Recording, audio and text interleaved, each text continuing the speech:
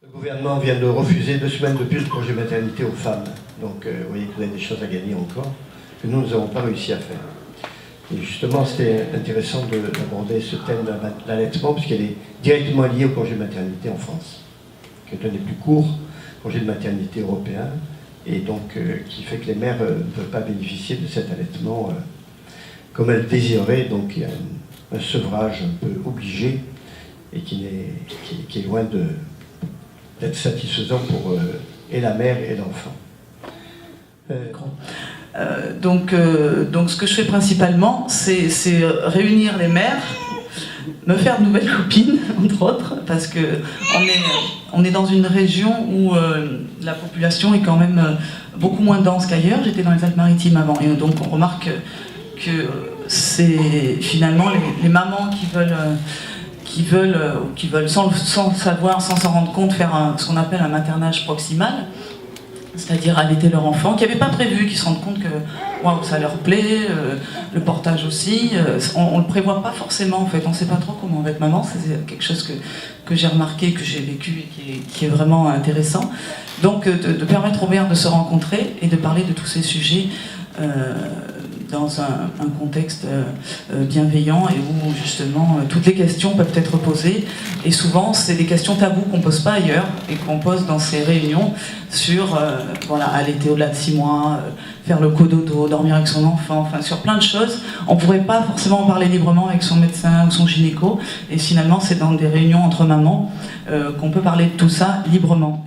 Et après, pour ce qui me plaît dans ce thème-là, je peux te donner que le sein. Non, on va trouver. Normalement, ça marche. Il y a du monde. Hein. Oui, il y a du monde. C'est quelque chose, quand j'ai lu ces phrases-là, je dis ah mais oui, c'est évident. Alors que voilà, il faut le lire pour le comprendre. C'est pas forcément quelque chose qu'on devine, mais un peu oui. Le fait que l'enfant, avec la succion, avec la relation avec la mère, la relation corporelle, le contact et tout ce qui s'échange autour de l'allaitement, grâce à l'allaitement. L'allaitement est un outil justement pour créer une relation qui est, quand on a la chance de vouloir, de pouvoir le faire, qui est justement bonne pour cette éducation sexuelle de l'enfant, qui commence donc à cet âge-là, avec tout ce qui se passe au niveau hormonal, au niveau sensation, quand il tète le sein. Et puis aussi voilà, le contact physique avec la mère ou avec d'autres personnes, bien sûr, c'est le début de l'éducation sexuelle de l'enfant. Et après, il y a aussi, on peut dériver vers le cododo, c'est une appellation, on fourre un petit peu tout dedans, c'est quand je m'éloigne de... C'est quand on accueille son enfant avec plaisir dans son lit, voilà. Ça, c'est encore quelque chose de tabou. Et dans un livre qui est très sympa, qui s'appelle Des bébés et des hommes, je ne l'ai pas là, il est sorti en ce moment. Cette petite chose-là qui est importante, parce que je pense que tant qu'on ne le lit pas, on ne le sait pas. Alors je crois que c'est au XVIIe siècle, où il y avait beaucoup d'infanticides qui étaient un petit peu cachés en disant que l'enfant était mort étouffé dans le lit, et qui était donc rapporté à la paroisse, à l'église, et du coup c'est venu petit à petit, l'interdiction de prendre l'enfant dans le lit est venue petit à petit, mais ça masquait de nombreux infanticides, parce que la natalité était très forte. Donc c'est un petit peu dur de lire ça, mais ça peut ne pas étonner, parce qu'on se demande après comment on en est venu justement à mettre les bébés dans une autre chambre, à mettre les bébés dans un autre lit, comment on en est venu à mettre de la distance entre l'enfant et la mère. C'est une question voilà, qui peut trouver plein de réponses, et celle-là m'avait vraiment marqué. Comment on en était venu à dire que c'était pas bien de dormir avec l'enfant. C'est quelque chose qui a été créé finalement il y a pas longtemps, alors que depuis tout temps on partageait les mêmes couches. Enfin, c'était voilà, l'évolution de la société nous a amené face à de nouvelles questions. Et aujourd'hui, peu de parents, quand ils vont voir leur médecin ou quoi, disent qu'ils dorment avec l'enfant parce qu'ils savent qu'il faut pas le dire.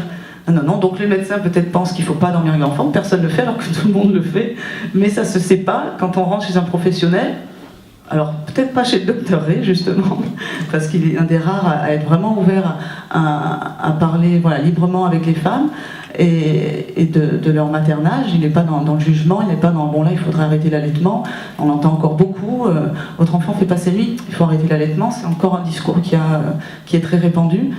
et qui est totalement faux. Un enfant qui se réveille la nuit, c'est un enfant en bonne santé, donc qui juste cherche à être rassuré, et s'il est rassuré, ben, c'est super.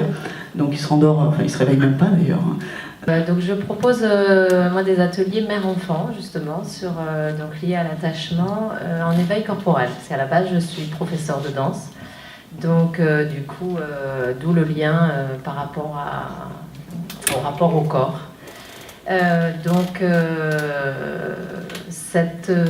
Ces ateliers sont proposés pour les tout petits, donc finalement entre 2 et 3 ans on parlera déjà de détachement.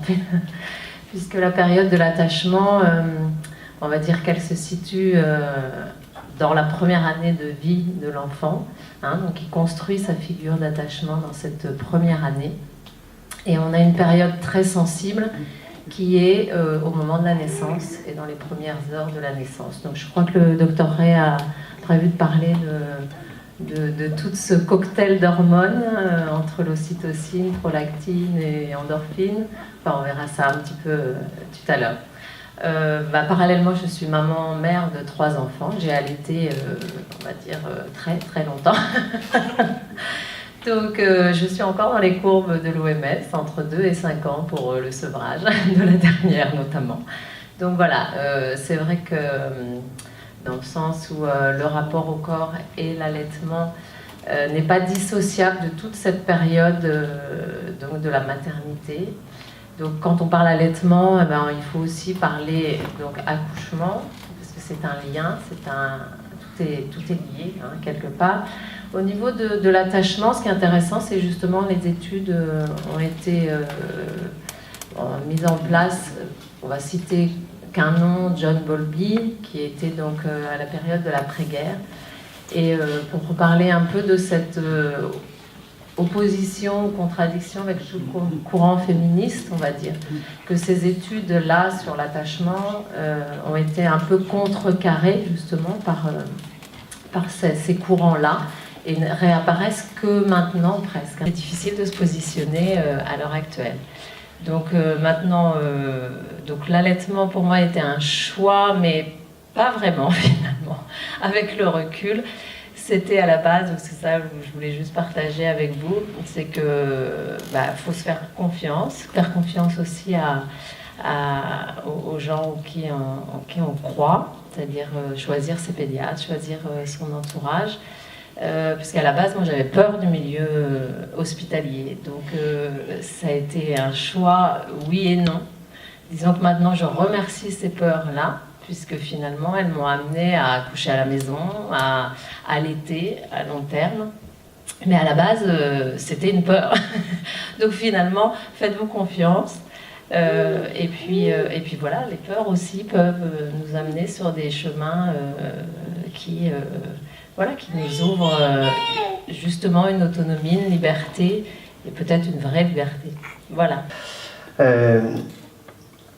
Ce sont les témoignages des femmes surtout qui comptent, mais les femmes qui disent qu'ils se sont passées à l'allaitement, que vous en parlerez peut-être beaucoup mieux que moi, celles qui allaitent, leur rapport à leur propre corps a changé, s'est modifié.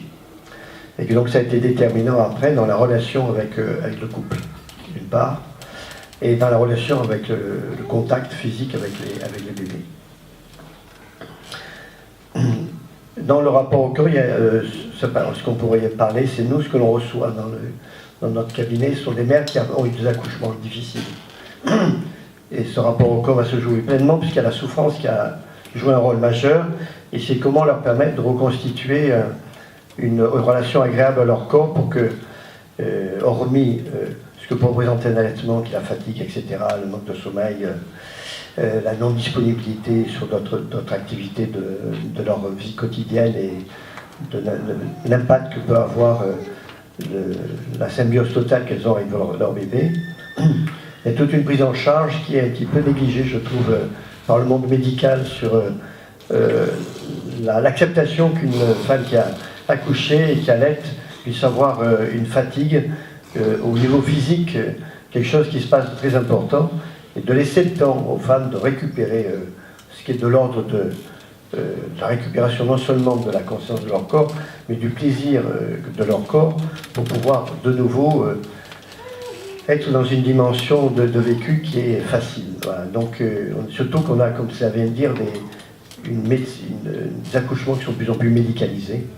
Les accouchements à domicile sont une chance, ça dit toujours, mais c'est une chance, qui sont médicalisés et qui donc de ce fait vont entraîner des effets secondaires sur lesquels il va falloir aider les mères à s'en défaire, en tout cas retrouver une espèce de cohérence avec leur corps et de bien-être. Alors, on parlait tout à l'heure de sexualité. C'est vrai que la sexualité elle commence même in utero. Puis les enfants ils ont contact avec leur corps. On sait que les enfants ont contact avec toute leur partie de leur corps, puis avec la succion est un rôle très important, qui déjà commence à jouer au niveau de la sensorialité. Et qu'on sait que les enfants allaités, ils ont une relation à l'autre plus tard dans leur sensualité, leur sexualité qui est beaucoup plus épanouie et qui est nettement plus empathique. Parce qu'on parlait d'hormones, les hormones sécrétées, ocytocine, la prolactine, développent l'empathie chez la femme. C'est pour ça que l'allaitement joue un rôle important, hein, parce que vis-à-vis de l'enfant, ça aide la mère à vivre cela avec une approche du corporel et de l'autre qui est facilitée. Et comme ce sont des hormones qui permettent de restituer un bien-être, de retrouver les organes génitaux se remettent en place, la fatigue, tout redevient plus facile pour la mère lorsqu'elle allaite, grâce à ces sécrétions hormonales. C'est malheureusement pas assez dit, je pense, dans la population.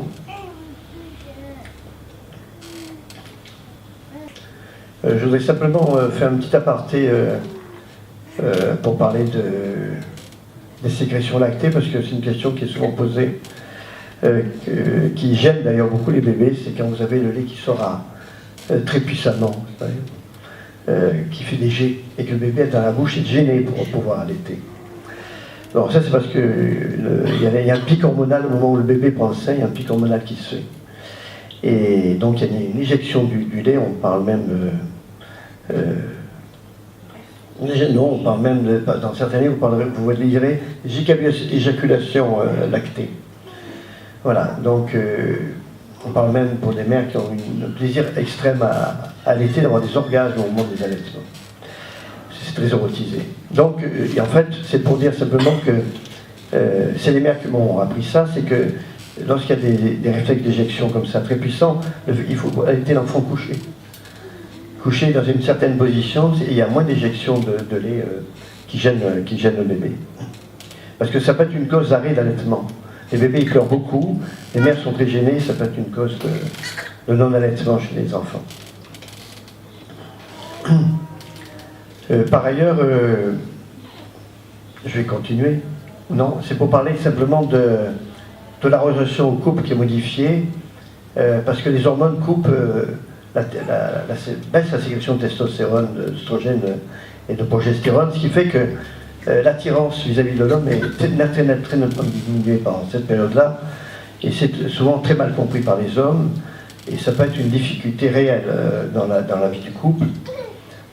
Et donc, il y a tout un travail qui est à faire avec ce que je fais parfois dans mon cabinet, d'accompagnement du couple pour qu'il se retrouve des éléments d'abord de la part du père, de mieux comprendre ce que se passe avec sa femme, et en même temps de lui permettre de retrouver sa place par une relation où la tendresse prend la place et l'attention à l'autre, pour permettre à continuer à ce que ce couple reste le fondement de la naissance de cet enfant et de l'amour qu'on lui porte, parce que c'est cela qui permet de créer une base de sécurité pour l'enfant et qui permet à l'allaitement de se continuer le plus longtemps possible. Alors ce qui fait le plus de bien, ce sont les groupes de parole que vous faites et où les mères se retrouvent, qui sont les plus aidants pour aider les mères, parce que c'est curieux, mais le monde médical c'est un peu désinvesti de l'allaitement maternel, puisque les laboratoires ont pris la place qu'ils ont su trouver avec les laits artificiels, et qui ont un peu désinvesti les mères, puisque l'expérience d'Afrique du Sud a été une expérience redoutable, puisque les enfants étaient nourris au lait artificiel dans les maternités gracieusement, et quand les mères sortaient de la maternité, elles n'avaient pas d'argent, comme n'en étaient plus, les enfants mouraient de faim. Donc il faut être très vigilant sur ce qui est en France, on donne des biberonnettes, normalement dans les pays on donne jamais. Dans l'Allemagne, vous n'aurez pas de biberonnettes, c'est pas donné. C'est les mères qui achètent ou elles allaitent. Donc l'allaitement, c'est aussi une question de société qui favorise les mères dans ce stade-là, mais aussi il faudrait revaloriser le rôle de la mère et pas interdire aux mères qui allaitent, par exemple, d'aller dans un restaurant comme ça peut se faire. Donc il y a, de votre part, les femmes, il y a des combats à gagner, de manière à ce qu'on accepte que vous avez un temps d'allaitement, mais qu'il y a un temps aussi de récupération et de vie du corps, et deuxièmement de pouvoir allaiter dans des conditions dignes, au moins un an de congé maternité. Quand une maman arrivait à allaiter à 2 ans passés dans les ateliers ouvertement, puisque mon bébé avait faim à ce moment-là, c'est vrai que du coup le regard d'une mère qui n'a pas pu allaiter, parce que c'est souvent un choix, mais c'est aussi des fois des contraintes. Du coup, ce partage-là fait que du coup on ouvre un possible pour peut-être le deuxième ou... Donc voilà, c'est vrai que le lien, et on retrouve cette idée d'attachement, puisque l'attachement c'est le lien à la fois affectif, mais surtout corporel. Donc ces rencontres sont vraiment... et donc par rapport à l'évolution que j'ai pu rencontrer, c'est vrai qu'il y a toujours eu des contrastes entre une mère qui allaite ou qui propose le biberon, peu importe le choix, il n'y a pas de jugement dessus. Mais c'est vrai qu'on a eu peut-être un renouveau là, ces dernières années. C'est-à-dire que c'était tout pour l'enfant, on va dire qu'il y a une dizaine d'années. Vraiment tout pour l'enfant. Et puis maintenant, on écoute à la fois les besoins de l'enfant, mais aussi ses propres besoins. Donc du coup, les choix sont un peu différents. Et je trouve qu'il y a quand même un équilibre, un espoir, on va dire, une note positive, justement parce que il y a ces deux courants-là. Ces deux courants-là, à la fois respecter les besoins physiologiques de l'enfant et aussi ses propres besoins, donc aussi ses limites, parce qu'il y a 10-15 ans, c'était peut-être plus justement la mère s'épuisait. Maintenant, on arrive à un équilibre, j'espère en tout cas que ça va prendre forme, aussi bien entre le système médical et ces nouvelles sciences qui débarquent, et aussi nos choix, nos libertés. Le prendre dans les bras, c'est aussi le regarder, c'est le toucher, c'est lui permettre d'avoir une solution optimum pour le développement de la mâchoire, pour le développement de tout son corps en entier. Donc c'est bien plus que de la nutrition à proprement en parler, quoi. C'est pour ça qu'on essaie encore de faire passer le message. Il n'y a pas de trop donner le sein, ça n'existe pas. Ça c'est très dur à faire passer parce qu'on est encore dans le truc des années 70, toutes les 3 heures, avec le biberon, bien sûr c'est comme ça, parce que c'est un repas de Noël à chaque fois que l'enfant reçoit avec le biberon. Donc c'est énorme et c'est difficile à digérer. Et encore maintenant, j'ai l'impression que même avec le biberon, on commence à dire il faut lui donner quand il a faim. Mais je ne suis pas calée en biberon. Et donc, mais avec l'allaitement,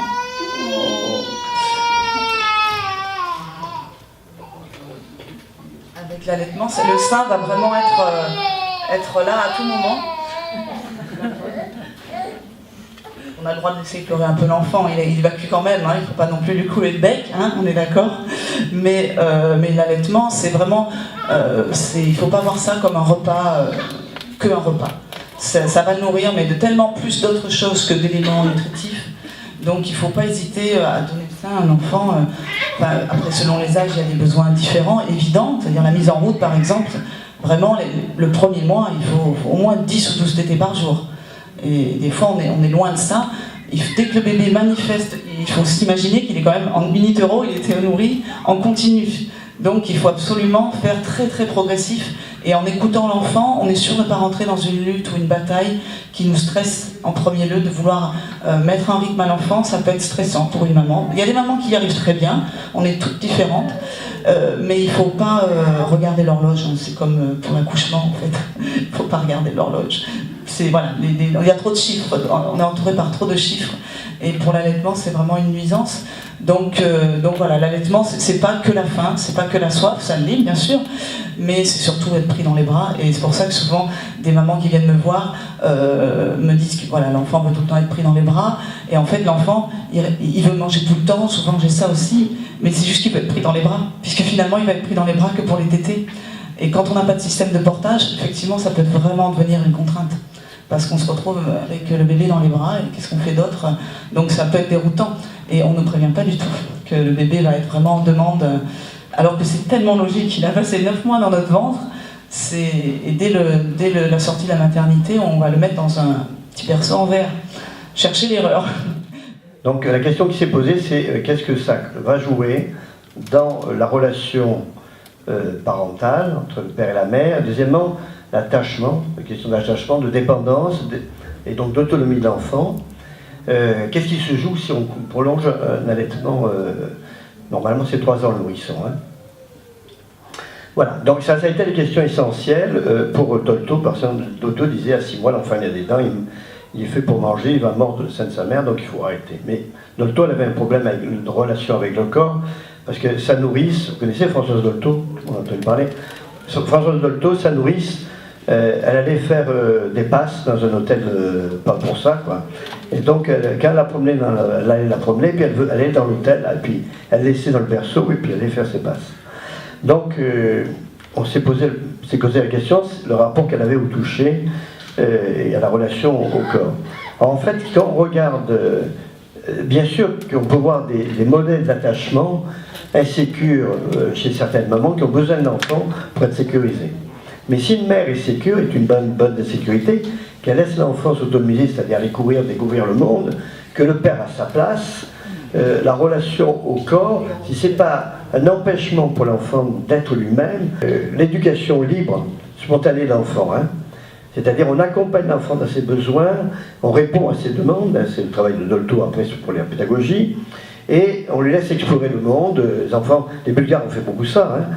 C'est-à-dire que le rapport au corps pour l'enfant et la mère n'est plus un rapport de dépendance. La mère a un vrai rapport au corps avec son enfant au moment de l'allaitement, au moment du toucher, de ce charnel, mais en même temps, elle permet à l'enfant d'avoir sa propre existence et sa propre, vécu du corps hors de sa mère.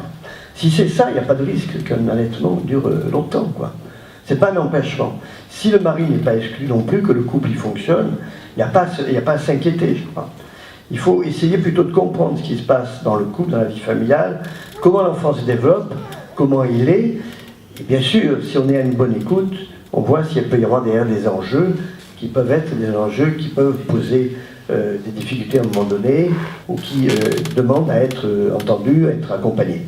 Voilà, mais je veux dire que de mon point de vue, il est peut-être moins dommageable, en tout cas, de laisser la mère et l'enfant trouver leur rythme à l'allaitement et au sevrage que d'empêcher une mère d'allaiter, parce qu'à le moins il faut que l'on prenne au boulot. Moi, à long terme, maintenant que j'ai malheureusement du temps derrière moi, qui puisse permettre d'analyser un peu ma pratique, c'est pas là que ça se joue les problèmes de dépendance, de loyauté entre un enfant et une mère. C'est pas parce qu'elle l'a allaité, c'est pas là que ça se joue. C'est dans d'autres domaines que ça se joue. Donc c'est un faux problème, voilà. Mais je pense que l'allaitement, ça pose un problème pour l'homme et pour la société plus, voilà. Et que c'est des choses qu'on n'a pas résolues. Mais les mères qui ont allaité longtemps l'enfant, quand je les revois maintenant, je vois les adultes qui sont, mais il n'y a pas de problème, quoi.